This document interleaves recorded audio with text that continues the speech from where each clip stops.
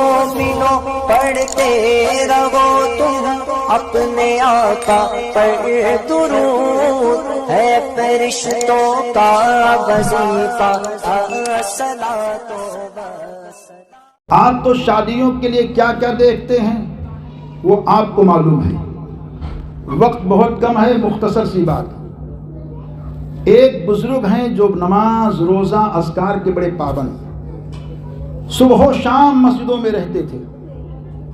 بیگم نے کہا میرے شوہر مسجد میں آپ رہتے ہیں، نماز پڑھتے، بیٹی جوان ہے، رشتہ تو دیکھ لو۔ کہا بیگم تلاش جاری ہے۔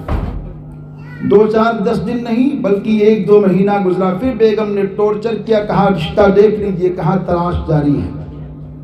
تلاش جاری ہے کہتے کہتے 6-8 مہینہ نکال دیا تو بیگم نے پھر کہا میرے شوہر دھیان میں رکھیے، بیٹی جوان ہے، رشتہ دیکھ لو۔ ایک دن آپ آئے گھر میں، کہا میں نے بیٹی کے لیے رشتہ طے کر دیا۔ آپ نے بیٹے کا خاندان دیکھا نہیں دیکھا، مکان دیکھا نہیں دیکھا، جائیداد دیکھی نہیں دیکھی، ہنر دیکھا نہیں دیکھا، آپ نے کیا دیکھا جو بیٹی کا رشتہ طے کر لیا؟ کہا میں نے صرف اس کا وضو دیکھا، وضو دیکھا رشتہ طے؟ کہا ہاں میں نے اس کا وضو دیکھا۔ وضو میں آپ نے کیا دیکھا؟ کہا میں نے اس کا وضو حضور کی وضو کی طرح دیکھا، یعنی اس کا وضو سنت کے مطابق دیکھا۔ اے میری بیگم، میں نے عہد کر لیا ہے کہ میں اپنی بیٹی کا رشتہ اسی لڑکے سے کروں گا۔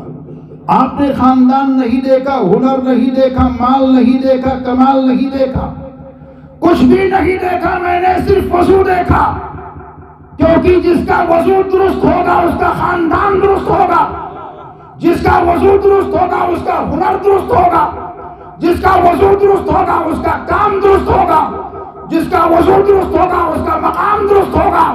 رشتہ طے ہو گیا۔ بعد میں لوگوں نے معلومات کی تو پتہ یہ چلا کہ یہ شہزادہ کوئی معمولی شہزادہ نہیں ہے، بلکہ یہ شہزادہ اونچی خاندان کا شہزادہ ہے، اور یہ لڑکا اپنے خاندان ہی میں نہیں بلکہ اس بستی کے اندر سب سے زیادہ دنیا دار بھی ہے، سب سے زیادہ دیندار بھی ہے۔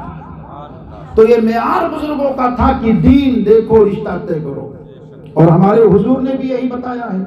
لہذا عزیزان گرامی، ہم اپنے بچے اور بچیوں کا رشتہ جب طے کریں تو پہلے دین دیکھیں کہ اس کے گھر میں ہمارے نبی کی شریعت زندہ ہے یا نہیں۔ اگر نبی کی شریعت زندہ ہے تو وہاں لڑکا اور لڑکی کا رشتہ طے کر دو انشاءاللہ بیٹا اور بیٹی ہمیشہ چین و سکون کے ساتھ اس مکان میں رہیں گے، اور اس سے جو پھول کھلیں گے اس سے آپ کو بھی راحت ملے گی، آپ کو بھی سکون ملے گا۔